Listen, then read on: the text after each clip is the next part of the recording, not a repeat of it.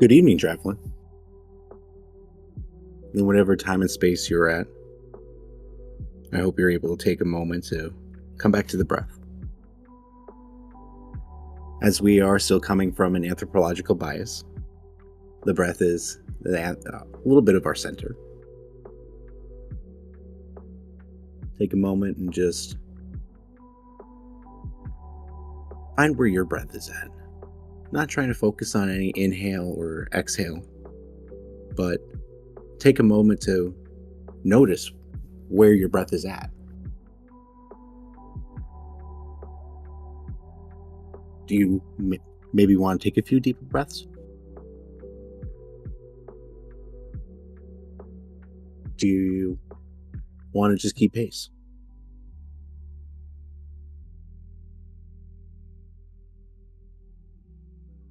Taking a moment just to be here,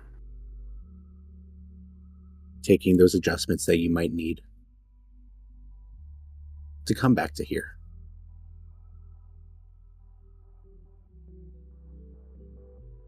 For me, when I look around my surroundings, I get to see a blue neon bat,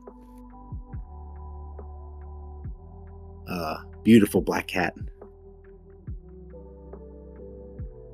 I hear the sounds of ambient traffic out in the street. I get to hear the loved one on the couch in the background. That makes me feel a little bit warm inside, knowing I have a live studio audience tonight.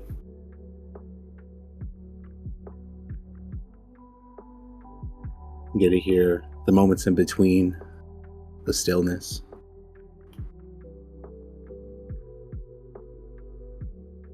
And all the little ambient noises that I get to call my home. Luckily, though, there is one more noise that I get to share this space with. And it's one of my favorite noises. It's usually something that is humble, firm, masculine, beautiful, stunning and gorgeous, and oh so pretty. It's the wonderful voice of Jared. Jared, how you doing, my friend? I am doing well, Tall. How are you doing today?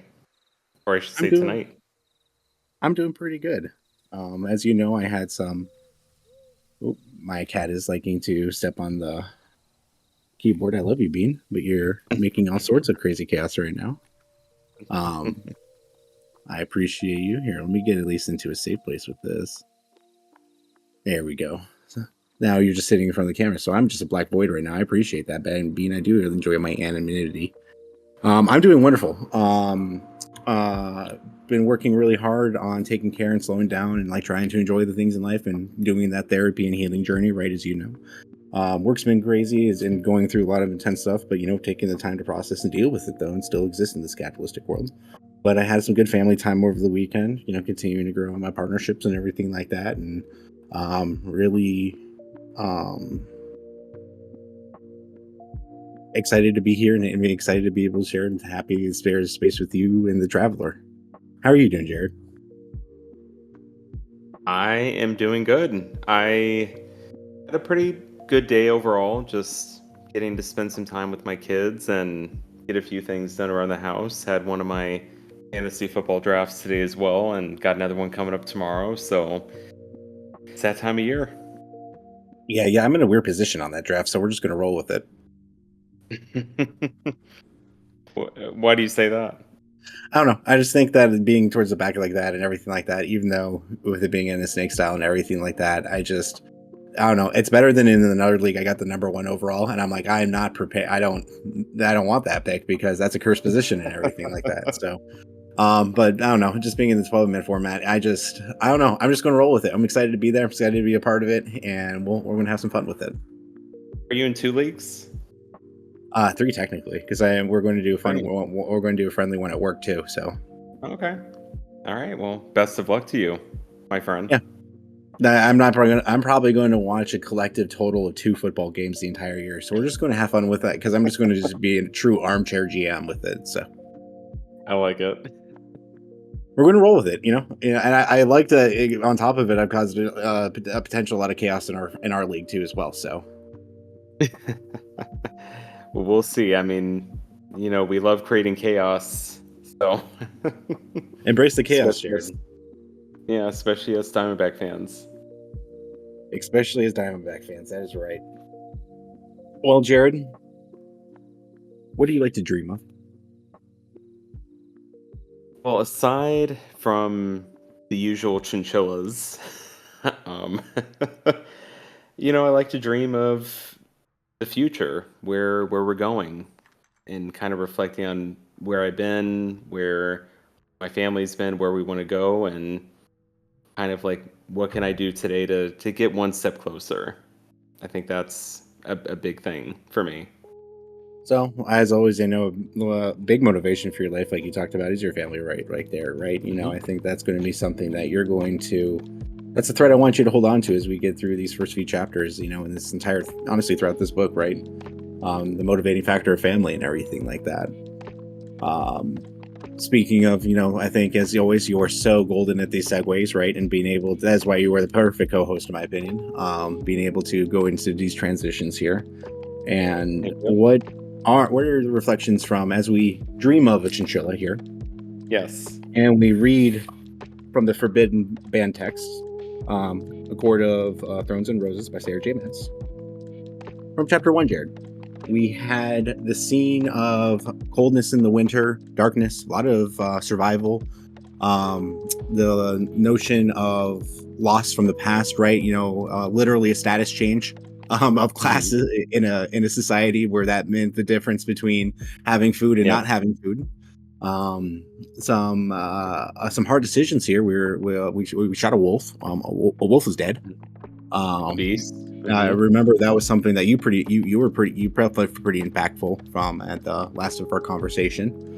Yep. This potential is this dilemma was, what was it, wolf, was it fairy? We decided, fuck it anyway, I'm going to skin it. So that's where we're at kind of right now, right? So Yep. any it's I don't know how long it's been since we last recorded here, but A few since weeks. it's been a few weeks. Yeah. Yep. We haven't had any too many global news events in this time period since our last recording. Not too many, I should say, like a big parentheses on that. Wherever you're at, traveler, I'm sure you could say the same. Um, Jared, where are you feeling? Where you at in this fairy world? Well, it seems very much like I don't want to necessarily say dystopian, but obviously it's a very dark setting so far. Like again, as you mentioned, you touched on the survival, the cold, the desolation, the you know lack of resources. Like all of these things are kind of setting the tone for a story that it's almost like I don't know. It's almost like analogous to like an orphan and how they have very little resources. Chances of survival are obviously not the same as you would be if you were in a society with plentiful resources and opportunities. So it's a grind, and it really, I think it just sets a table for me, I guess the main character here, like her character being really hardened by this environment and really just not being afraid to have confrontations, not being afraid to fight back. And I am curious to see how that's going to play out as we get into chapter 2 today. So, quick question, Jared. Yes. Do you remember the main character's name? Was it Elaine? Elaine's one of the sisters, so we do remember. That's great. You're on a good Okay. start here. You I'm got a close. good character. So I know her name hasn't been said so much in this first chapter yet, because I don't even know if it's even said here in the first one. I don't think it's actually Ned's being Ned. So, but I know I've talked about it with you, so I want to know. You're going to find it really Well, funny. hit me with it. I'm drawing a blank right now. I'm going to kick myself. No, it's going to be here at the start of chapter 2, so that's why I wanted to ask with you. You'll get it pretty quickly here, so we'll get it in the book here and everything like that. But shall we Nice. begin? I think we shall. Chapter 2. The sun had set by the time I exited the forest, my knees shaking. my hands stiff from the clenching of the leg of the deer, had gone utterly numb miles ago. Not even the carcass could ward off the deepening chill. The world was awash in the hues of dark blue, interrupted only by shafts of buttery light escaping from the shuttered windows of our dilapidated cottage. It was like striding through a living painting, a fleeting moment of stillness, the blue swiftly shifting to solid darkness. As I trudged up the path, each step fueled only by near dizzying hunger, my sister's voices fluttered out to meet me. I didn't need to discern their words to know they most likely were chattering about some young man or the ribbons they'd spotted in the village when they should have been chopping wood. But I smiled, and I bit nonetheless. I kicked my boots against the stone door frame, knocking the snow from them. Bits of ice came free from the gray stones of the cottage, revealing the faded ward markings etched around the threshold. My father had once convinced a passing charlatan to trade the engravings against fairies' harm in exchange for one of his wood carvings. There was so little that my father was ever able to do for us that I hadn't possessed the heart to page turn, tell him the engravings were useless and undoubtedly fake. Mortals didn't possess magic, didn't possess any of that superior strength and speed of the fairies or high fae. The man claiming some high fae ancestry had just carved the whorls and swirls and runes around the door and windows, muted by a few nonsense words, and ambled away. I yanked open the wooden door, the frozen iron handle biting my skin like an asp. Heat and light blinded me as I slipped inside. Feyre!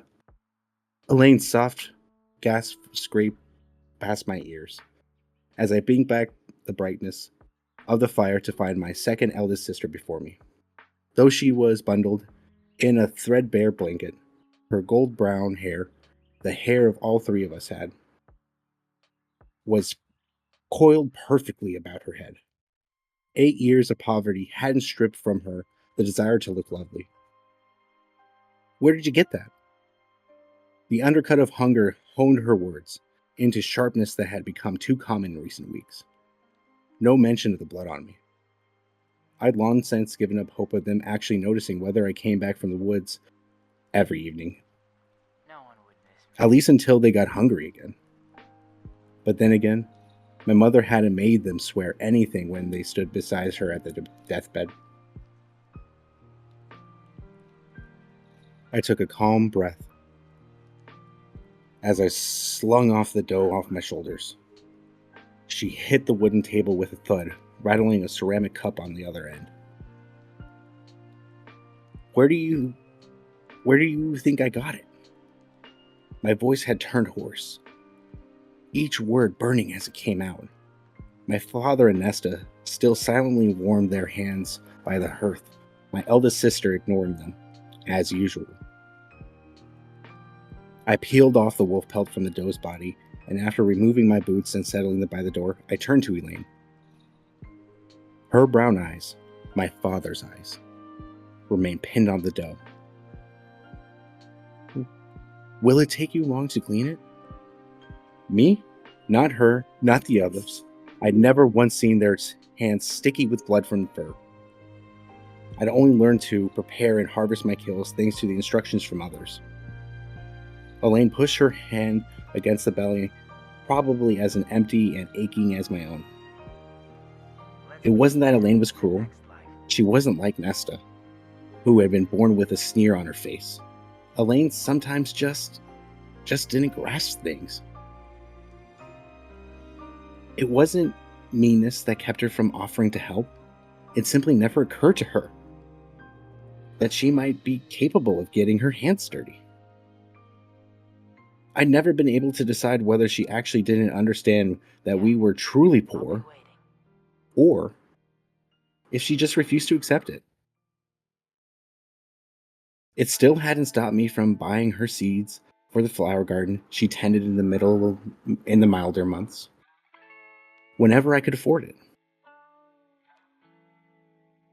And it hadn't stopped her from buying me 3 small tins of paint, red, yellow, and blue, during that same summer. I'd had enough to buy the ash arrow. It was the only gift she'd ever given me.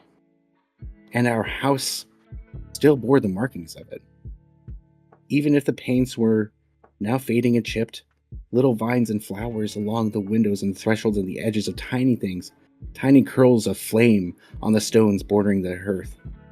Any spare minutes I'd had that bountiful summer I used to bedeck our house in color, sometimes hiding clever decorations inside drawers, behind the threadbare curtains, underneath the chairs and tables. We hadn't had a summer that easy since. Vera. My father's deep rumble came off from the fire. His dark beard was neatly trimmed, his face spotless like my sister's. What luck you have today in bringing us such a feast. From besides my father, Nesta snorted. Not surprising. Any bit of praise from anyone, me, Elaine, other villagers, usually resulted in her dismissal.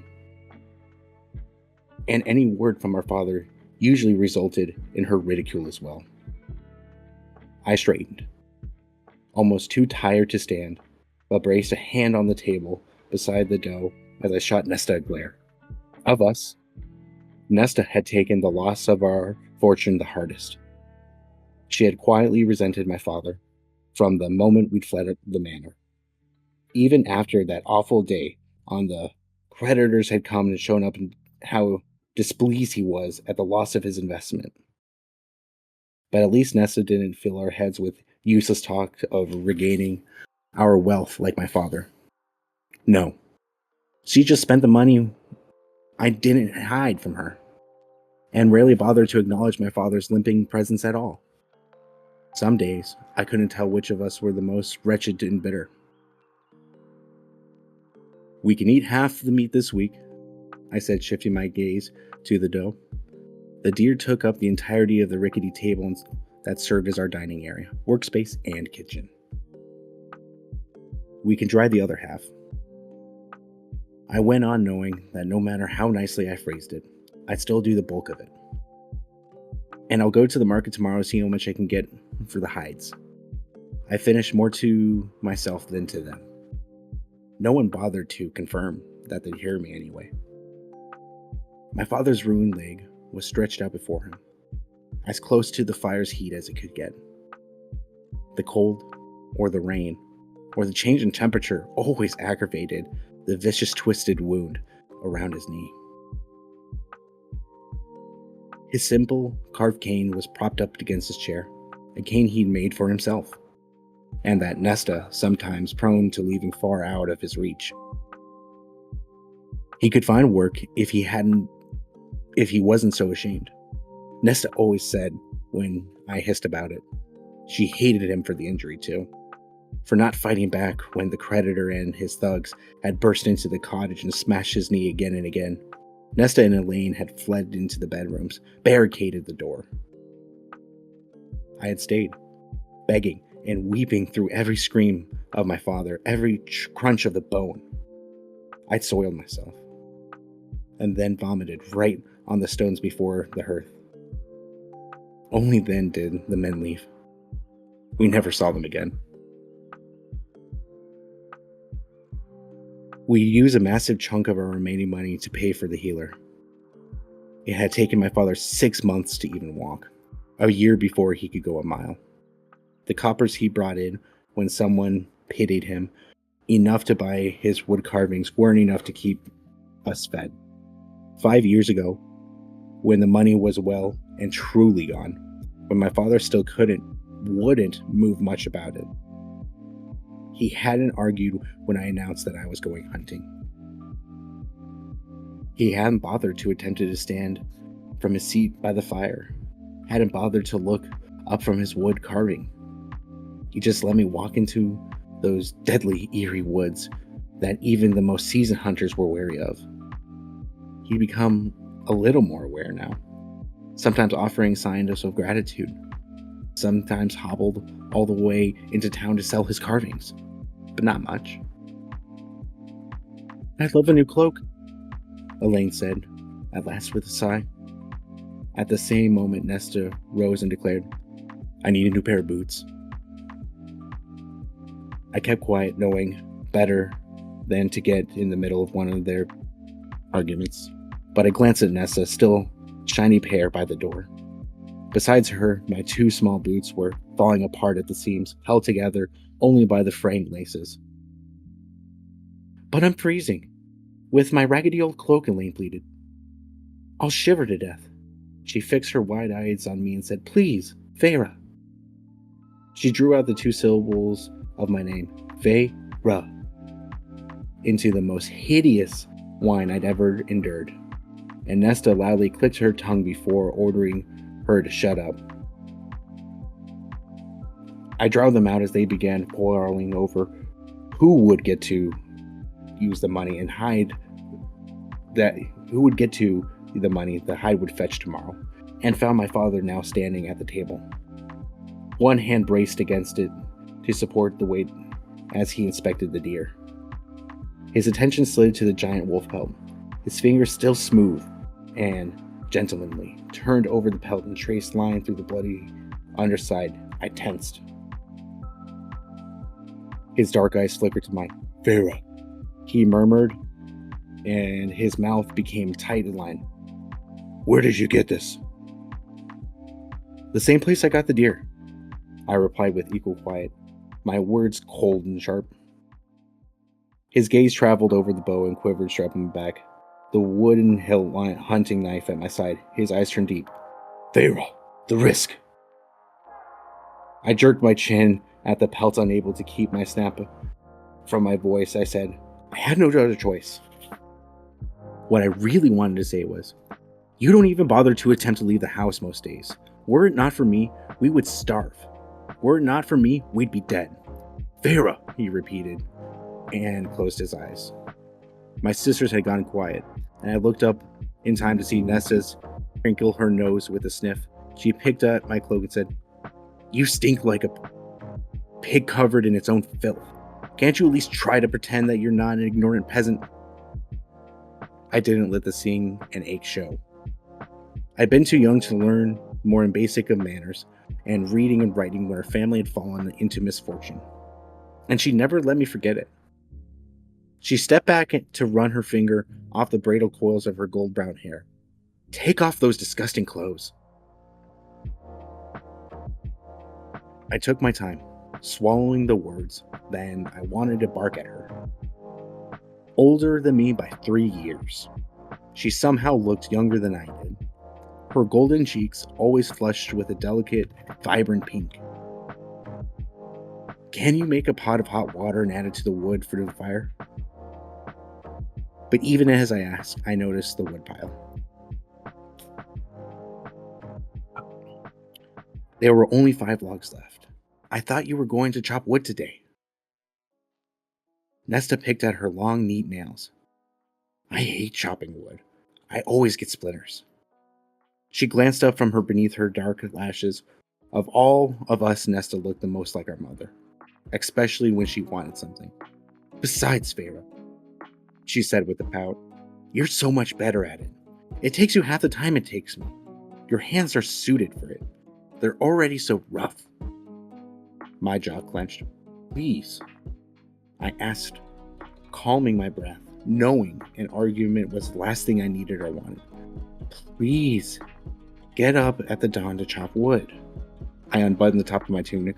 "Or we'll be eating a cold breakfast." Her brows narrowed. "I will do no such thing."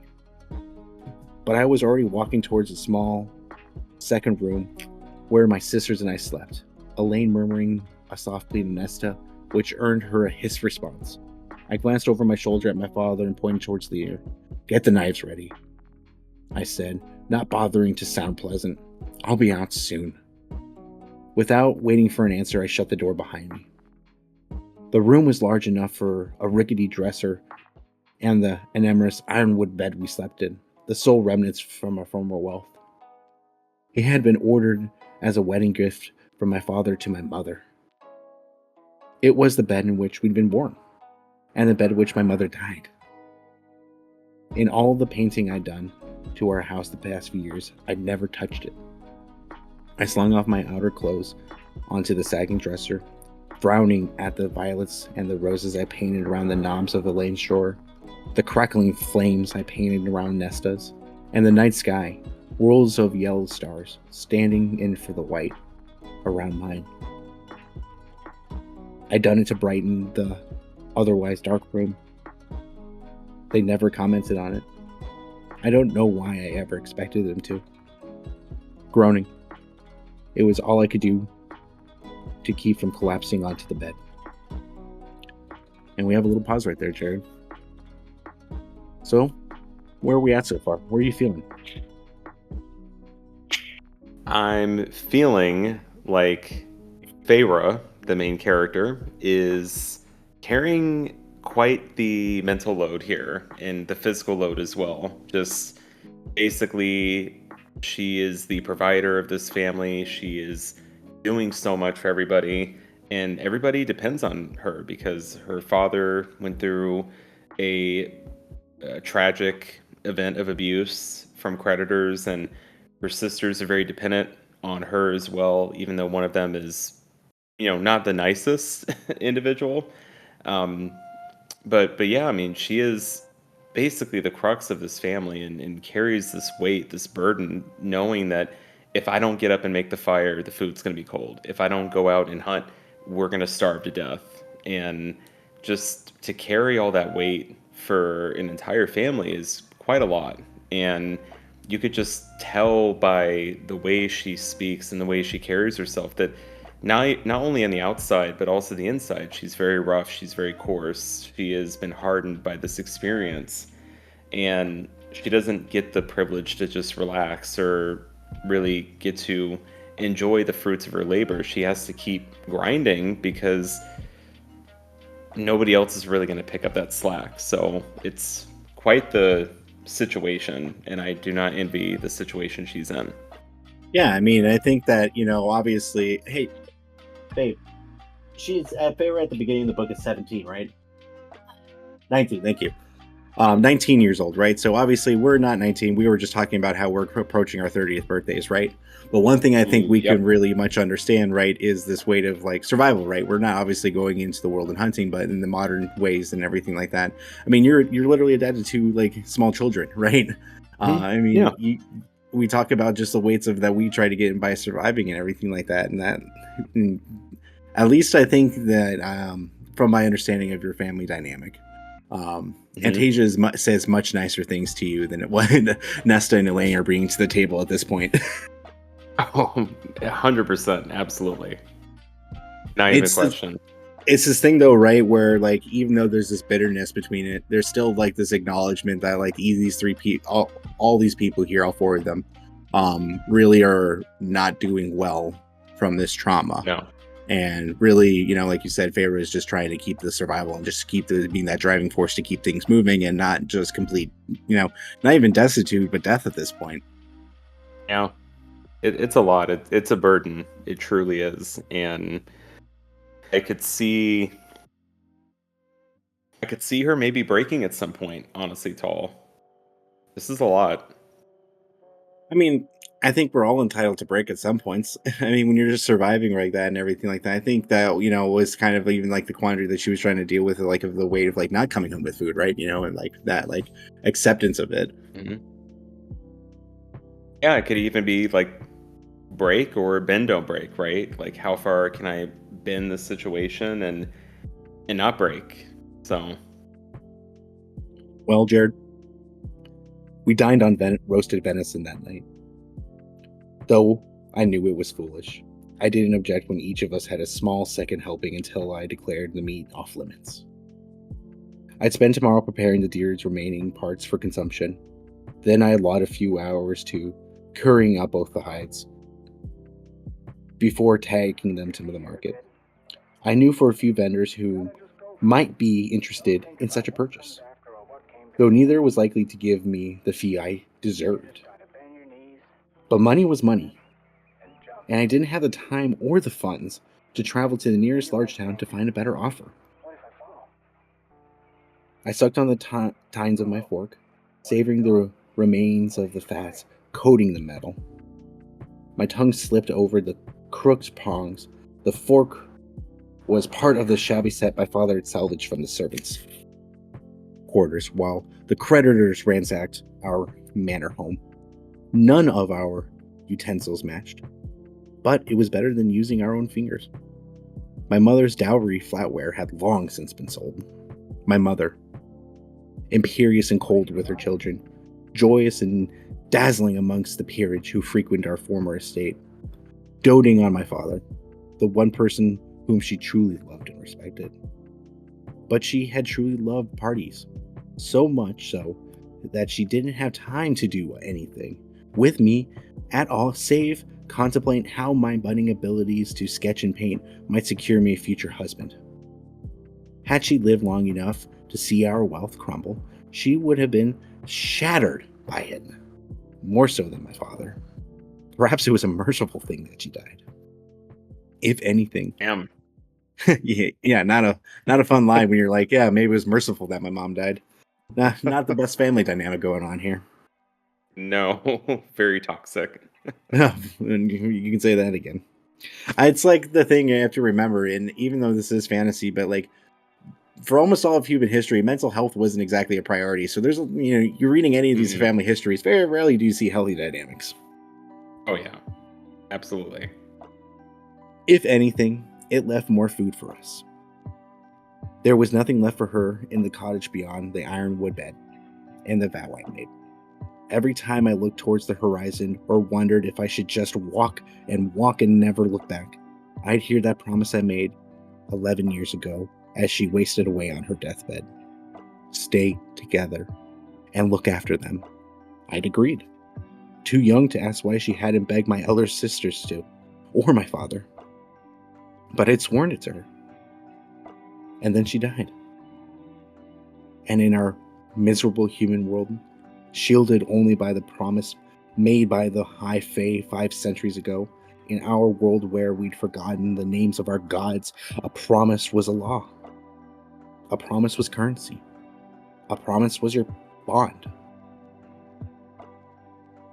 There were times when I hated her for asking that vow of me, perhaps delirious with fever.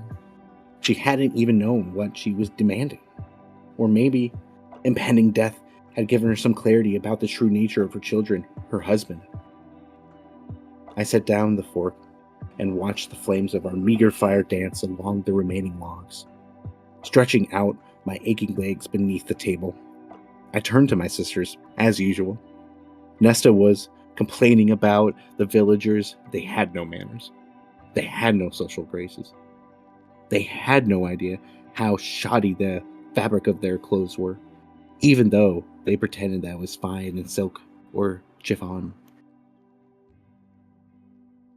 Since we had lost our fortune, with their former friends dutifully ignoring them, so my sisters paraded about as though the young peasants of the town made up a second-rate social circle.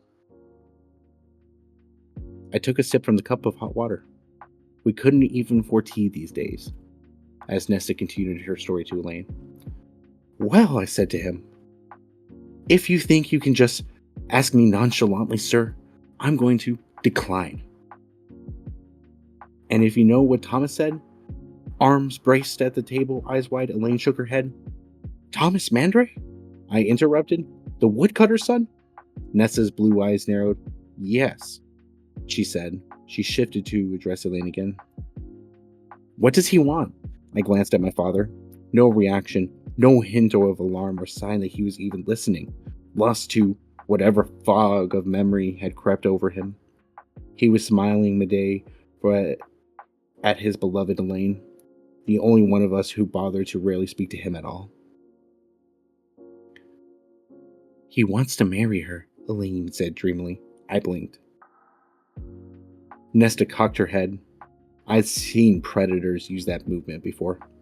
I sometimes wondered if her unrelenting steel would have helped us better survive, thrive even, if she hadn't been so preoccupied with our lost status. Is there a problem, Farah? She flung my name like an insult, and my jaw ached from the clenching so hard. My father shifted in his seat, blinking, and thought I knew it was foolish to react to her taunts. I said, "You can't chop wood for us, but you want to marry a woodcutter's son?" Nesta squared her shoulders. "I thought you wanted was for us to get out of the house, to marry me off in the lane so you can have enough time to paint your glorious masterpiece." She sneered at the pillar of the foxglove I painted along the edge of the table. The color's too dark and too blue, with none of the white freckling inside the trumpets. But I'd made do. Even if I had killed me not to have had white paint, to make some things so flawed and lasting. I drowned the urge to cover up the painting with my hand. Maybe tomorrow I'd just scrape it off the table altogether. "Believe me," I said to her, "the day you want to marry someone worthy, I'll march up to his house and hand you over. But you're not going to marry Thomas." Nessa's nostrils delicately flared. "There's nothing you can do. Claire Better told me this afternoon Thomas is going to propose to me any day now. And then I'll never have to eat these scraps again." She added with a small smile, "At least I don't have to resort to running in the hay with Isaac Hale like an animal." My father let out an embarrassed cough, looking to his cot by the fire. He never said a word against Nesta, from either the fear or guilt. And apparently he wasn't going to start now.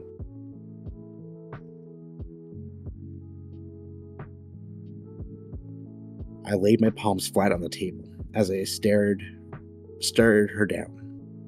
Elaine removed her hand from where it lay nearby, as if the dirt and the blood beneath my fingernails would somehow jump onto her porcelain skin. "Thomas's family is barely better off than ours," I said, trying to keep from growling. You're better just another mouth to feed. If he doesn't know this, then his parents must." But Thomas knew. We'd run into each other in the forest before. I'd seen the gleam of desperate hunger in his eyes when he spotted me sporting a brace of rabbits. I'd never kill another human, but that day my hunting knife had felt like a weight at my side. I kept out of his way ever since. "We can't afford a dowry," I continued. And though my tone was firm, my voice quieted. "For either of you. If Nesta wanted to leave, then fine, good. I'd be one step closer to attaining the glorious, peaceful future, to attaining a quiet house and enough food and time to paint. But we had nothing, absolutely nothing, to entice any suitor to take my sisters off my hands. We're in love," Nesta declared, and Elaine nodded her agreement. I almost laughed. When had they gone from mooning over Aristos to making doe-eyed us at peasants? "Love won't feed a hungry belly," I continued, keeping my gaze as sturdy as possible. As if I'd struck her, Nesta leaped from her seat onto the bench. "You're just jealous. I heard them say how Isaac was going to marry some Greenfield village girl for a handsome dowry." So had I. Isaac had ranted about it the last time we met. "Jealous?" I said, slowly digging down deep to bury my fury. "We had nothing to offer them. No dowry, no livestock. While Thomas might want to marry you, you're a burden." "What do you know?" Nesta breathed. "You're just a half-wild beast with the nerve to bark orders at all hours of the day and night. Keep it up. And someday someone, Farah, you'll have no one left remaining to remember you, or to care that you even ever existed." She stormed off, Elaine darting after her, cooing in her sympathy. They slammed the door up to the bedroom hard enough to rattle the dishes. I'd heard the words before, and I knew she only repeated them because I'd flinched at the first time she spat them. They still burned anyway. I took a long sip from the chipped mug. The wooden bench beneath my father groaned as he shifted. I took another swallow and said, "You should talk some sense into her." He examined the burn mark on the table. "What can I say? If it's love." "It can't be love. Not on his part. Not with the wretched family. I've seen the way he acts around the village. There's one thing he wants from her, and it's not her hand in. We need a hope as much as possible as we need bread and meat," he interrupted, his eyes clear from a rare moment.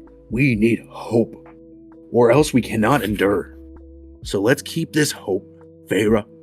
Let us let her imagine a better life, a better world." I stood from the table, fingers curling into fists, but there was nowhere to run in our 2-room cottage. I looked at the discolored foxglove painting at the edge of the table. The outer trumpets were already chipped and faded. The lower bit of the stem rubbed off entirely. Within a few years, it would be gone, leaving no mark that it had ever been there, that I'd ever been here. When I looked at my father with a gaze, there is no such thing. And that is chapter 2. Oof.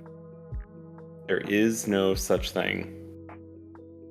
No hope for a better future, Jared. I know what that feels like, living in the capitalistic dystopia that is the non-fun world. That is right. You don't need a dowry from me, baby. Your love is enough. We're a love match. Oh. Too sweet. Did you have to go through a Sweet. dowry process when you No. No. So we don't have to worry about that kind of concern. Imagine having to go through the dowry process. I mean, there's still plenty of people in this world who do. Yeah. I mean, it really. I think it depends on your culture. I don't think I understand like throwing parties and celebrations or anything like that and giving gifts and everything like that. I don't think you should have to pay a dowry for someone. It's a Yeah. weird vibe in my opinion. I agree. I think that if you get a ring, you show your love, and you can clearly provide for this person. I think that's all that matters, really. Now I'm saying, Jared, though, when I do get married, if you want to provide me with some cows, I'm willing to accept that novelty. We'll see if I can get a hold of some. It's possible. We live in a country with a shit ton of cows. That's true. That is true. That's actually my wife's favorite animal is cow. What kind? Just regular Dairy like cows? Highland cow. Oh, Dairy Highland cow, cows yeah. with the fun haircuts. Yeah, she likes both of those. So Have you ever seen a blow dried cow? no. They're poofy. Actually, now that you say that, I can picture it. I It's just don't know if fantastic. I've actually Highly seen recommend one in real life. Yeah. Oh, I wish I could see an actual one in real life. That'd be a great day. I can imagine that. Well, Yeah. Jared, do you think that if you were in the situation, right, where you are 19, you are currently hunting for your family's basic survival, and your family, your sisters, are being pretty rude, being pretty big jerks, pretty general, pretty self-absorbed in some different ways, and you couldn't get a dowry for your sisters or anything like that. So even if you wanted to get rid of them, you're worried that it would even put you farther back and everything like that. So you think that you're never going to have that one dream that you do have. What is your better for future, that peaceful future where you're just painting and having your time? Yeah. Would you be in a situation where you think hope so we can endure, we can hope for better times, or are you packing it and you phoning it? And what are you doing here? Are you going to go back in the cold? Are you going to process this deer tomorrow? Are you going to try and take it to town? I mean, look, I'm a perseverant person, Tall, so I feel like I would not want to give up. I'd want to keep going and try to make it better and keep figuring it out. But I can't blame her if she feels like she's at the end of her rope. I mean, on like on her mother's deathbed, her mother pretty much gave her this task to take care of the family and take care of her sisters, and it has become a burden for her. And the fact that her sisters don't really show that respect for what she does, like she's essentially become the mother of the family. If you think about it, it's very analogous to that. And She grew up the too quickly. father, yeah, she grew up way too quickly. The father isn't really supporting her. The sisters aren't really supportive and respectful. And it just creates this challenging dynamic where the sisters think like, "Oh, you just don't understand." And she's like, "Listen, I'm trying to be the realist here. I feel like I'm the only real person here." And yeah, I mean, it's how it's not completely unreasonable that she would give up in this moment, because it seems like it's just going to be like a hamster wheel spinning round and round doing the same thing, not getting anywhere. So I have a lot of sympathy for what Feyre is going through here. Now, Jared, would you fuck Isaac Hale in the haystack? In her shoes, absolutely. That's all. I understand the human element, right?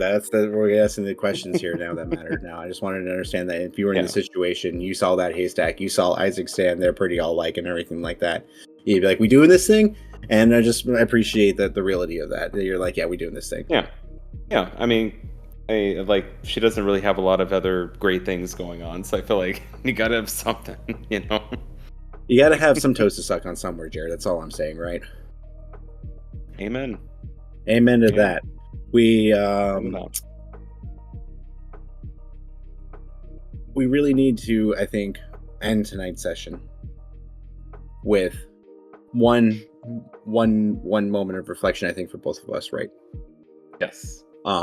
If you were in the situation, right, what is the one thing that Ferris is painting and having that quiet, peaceful future, right? And I think that anyone can go through a time where they really, have struggled and had to just kind of imagine what that tomorrow would be, actually, even if they didn't allow themselves to believe it was possible, right? Yeah. What is something that in your past you remembered looking back onto that you felt what you were hopeful for, and you actually kind of did realize in some weird way? Oh, I mean, there's a lot of things that I could think of, but I mean, is it just from the past year, or could it be like something that I took think it's even something at longer a time where you were to- really struggling, right? That you were at a place that you were like, man, I'm really where you were really struggling. Like, what am I actually doing here, right? And kind of like that survival. And I know I can think of a few times where we've talked about even on this podcast, right? In some of the deconstruction episodes we've gone through, right? And I know Absolutely. specifically some things that you talked about, and that when you were, especially living back in Ahwatukee. What were Mhm. some of those things that kept you? What's something that you think from back then that you remember, like, well, you were hoping Oh for yeah. that you've accomplished since then? Yeah. Financial independence, I think, is a big one for me. Yeah. Just thinking back to, we talked about my deconstruction, what I went through when, we lost our house and pretty much lost everything that we had. So I actually can, I guess, make parallels to Feyre's situation, where you have a falling from wealth and security, and to get to a point now in my life where like I pay all my own bills, I do all my own things. I'm completely, decoupled from my parents and not dependent on them in any way. It's a good feeling. And then now that I'm raising two of my own and have a wife that I take care of as well, like it's a weird feeling that now like I'm on the other side. I was for Yeah. 20 plus years of my life, I was the one that was getting taken care of, and in just a decade essentially it flips, and now I get to see like the burdens on the other side. When you're the person that everybody looks up to, you can't let them down. You have to just keep pushing even through the bad days and the bad times, and it gets better. You just have to keep keep pressing and try to, think about the positives. No, thank you. I think that's something that I know has been really important for you in a lot of different ways. And just being Mhm. able to actually be in that place of security for some of the places and some of the changes that you did go through. Just, um, Absolutely. seeing that growth and what that meant for you, I think very much to a conversation we had outside of, I think it was Capriati's one time, very much towards that end. Um, Mhm. I think for What do you myself, remember Jared, and from then, that? yeah, yeah, you remember that? Yeah, I was gonna say, what do you recall most from that conversation? Like, what stood out to you? I remember because it was one of our first real conversations of our political disillusionment. And we kind Mhm. of had those commonalities to it and everything like that. We talked about the frustrations of that you went through, with some of the insecurities and some of the changes with your family too, and some of Yeah. the changes that you had both in that conversations and both in ideology, but some of the changes that you like, also like went through, like you said, with the change in class that you guys experienced at the financial collapse, and how you Yeah. were like and how that was an actual motivating force for you in like quite a different ways, right? You know, we talked about school on that one as well. That was one of those Mhm. conversations, right, that led to that one. Yeah. And so it was I remember a couple of different things from that conversation, but I specifically remember sitting on the mesh table outside of that Capriati's and just having a good time. Absolutely. Mhm. You know, I So think tell for me, what me, are your thoughts? yeah, I think for me, Traveler, one of the things that I look back on, right? You know, some of the darkest times that I look back to is when I was watching Adventure Time. Right before I was like actually homeless. I was kind of couch surfing at this point, right? And some pretty hard times and some difficult things. And one of the things that I got, was just eventually have wanting people to like uh sharing this experience with and like have someone to watch these cartoons with. And I am going to be cheesy right now because the person is sitting right behind me right now. Oh, And I remember very much just wanting that person to be with, and watch cartoons with, honestly. And currently, they got me watching a new one. I'm almost finished with Gravity Falls, which I really much enjoy, which is my now summer watching. I've been trying to transition my watching to seasonal based programming. And then that's my cool. cartoons right now are summer themed. So, and Gravity Falls I fits like it. perfectly because in the summers, and it's been an absolutely fantastic watch. um, and being able to have that person, right, to actually just be goofy with and play video games with, which we're going to do later tonight now. I love it. And I very much remember thinking a lot, very often in those moments, right, just being able, when I was really struggling and dealing with some isolation issues and everything like that, just watching the stories of like Marceline and Bubblegum and Finn, and at that Yeah. time it was Flame Princess. Uh, and just kind of wanting to like I remember the person I was staying with, like when they would come and go and everything like that, and I'd just be up fucking all the time because I was doing math and just alone watching fucking Adventure Time, Yeah. chain smoking, and being able to get to a point where I do have that kind of connection and everything like that is something I'm very grateful for. Bonding over shows is something different to all. Like my wife and I, Yeah. one time we reflected on shows that we remember from our past, and there was a show in particular that I had watched that I had never known anybody else had watched the show, and it was called something along the lines of, I think it was Strange Days at Blake Holsey High or something like that. And my wife was like, "Oh yeah, I used to love watching that show," and I'm like, I know we're like already soulmates, but like, like it can't get any weirder than this. Like just in being able to bond about stuff like that and like the cartoons we would grow up watching and stuff. Like I think that's so cool. I was a Cartoon Network kid myself growing up, so Yeah, I can you and me relate to all both. those shows. Foster's Home, Imaginary Friends, Powerpuff Girls, Dexter's Laboratory, Ed, and Eddie. Everybody loves, all Yeah. those classics growing Hmm. up. Our Courage, The generations. Cowardly Dog, the trauma The that came trauma. from Pet Return the Shop, slab. Return the slab. Return the SpongeBob. slab. Even though that was SpongeBob's still Nickelodeon, but going on. still, everybody loves SpongeBob. And then now, as a dad, Bluey. Bluey's the big one. So I love watching Bluey with my kids, and so many good messages in it, and I think that's probably my favorite cartoon right now. But it's such a dad answer, Yeah. I'm not going to sugarcoat it. So It's a cultural phenomenon, so I'm not going to discredit it at all. no, you shouldn't. And I will be jet lagging next week. Is the next season of Jet Lag by my favorite YouTubers will be coming out next Wednesday. So I'm excited for mine, as you know, mine's Canada with it. But as we begin to ramp up here, Jared, I want to take a moment to say thank you for stopping by today and dreaming of what a chinchilla might dream of.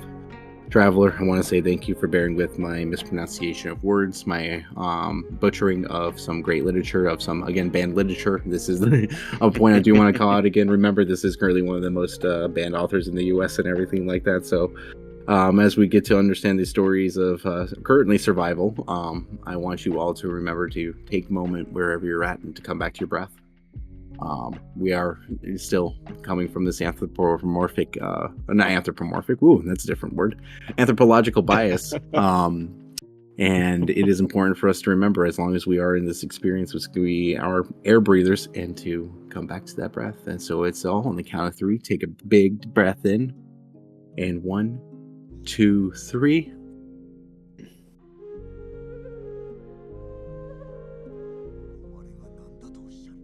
As always, Traveler, thank you for stopping by here on The Descent. Jared, you are so beautiful. I appreciate you. Any last words?